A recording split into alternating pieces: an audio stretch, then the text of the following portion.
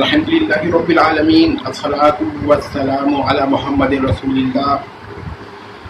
آج جو لیکچر ہے اس کی وجہ یہ ہے کہ اکثر حضرات مجھ سے پوچھتے ہیں کہ جہرمی صاحب کے لیکچر سننے چاہیے کہ نہیں سننے چاہیے، تو آج کا لیکچر میں ذرا بہت اہم ہے میرا جواب میں، تو آپ ان کو غور سے سن لیں اور اس کے بعد خود فیصلہ کر لیں کہ ان کے لیکچر سننے چاہیے یا نہیں۔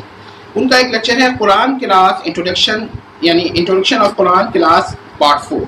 انہوں نے 17 نومبر 2019 کی قرآن کو یہ تاریخ جو ہے نا اس تاریخ میں اپلوڈ کیا ہے، اور قرآن کے 30 پاروں کی جو تقسیم مبارک کی شان میں شدید گستاخی کی ہے۔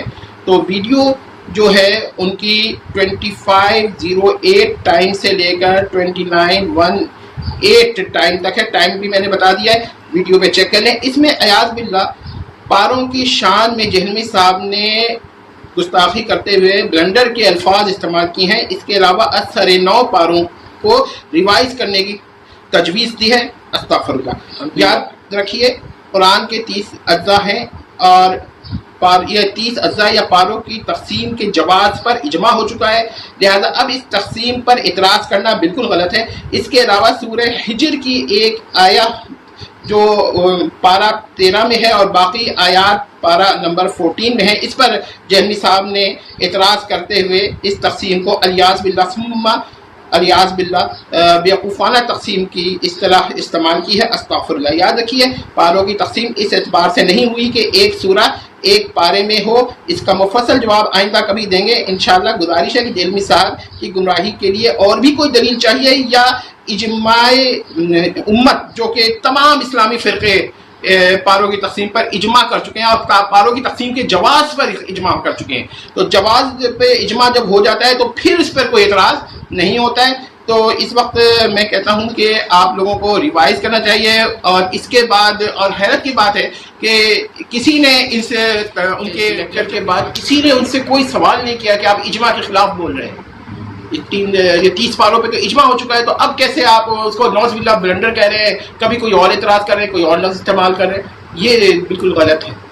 اور لوگ جو ہیں وہ بھی کم علم اور یا تو منکر اجماع کہیے یا لا علم کہیے کہ یہ اجماع سے، ورنہ کیسے ایک مسلمان ایسی بڑی بات سن کر خاموش ہو جاتا ہے۔ میں تو یوٹیوب پر جو اس کا URL ہے وہ تو اس کا جو میں بیسک بتا دے رہا ہوں، watch $, small v is equal to X, 00, T, small z, underscore, small g, capital U, capital A۔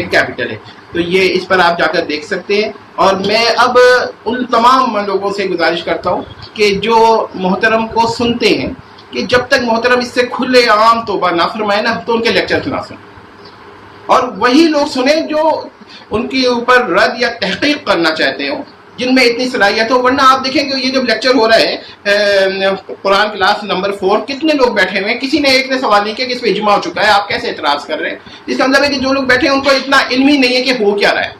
تو اگر اس قسم کے جو لوگ اتنا مطالعہ نہیں رکھتے تو ان سے گزارش ہے کہ وہ نہ سنیں، اور جن کو اتنا مطالعہ ہے تو وہ پھر سن کے اس پہ رد کریں۔ ہم تو خیر سنتے ہی ہیں ان کے بدعتی مولویوں پہ جو ہے نا اعتراض کرتے ہیں کہ ان کے آگے جو بیٹھے ہیں وہ اعتراض نہیں کرتے۔ آپ کیا کر رہے ہیں؟ اب خود کیا کر رہے ہیں؟ خود ان کے جو بیٹھے ہوئے ہیں وہ ایک لفظ نہیں بول رہے ہیں کہ یہ اجماع ہو چکا ہے، اجماع ہو چکا ہے، تو اجماع پہ اعتراض کہاں ہوتا ہے؟ تو اور یہ کیا کہتے ہیں پوری امت کا اجماع ہے۔ اب اگر کسی نے 1-2 لوگوں نے انکار کیا ہے تو اس کی کیا حیثیت ہوتی ہے؟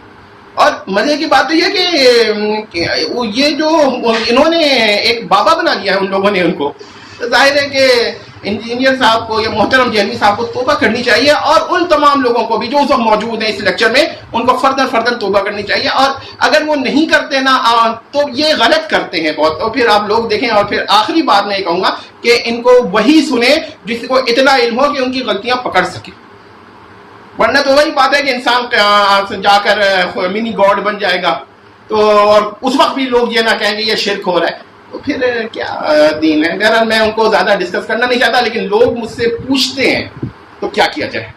جی بہت شکریہ۔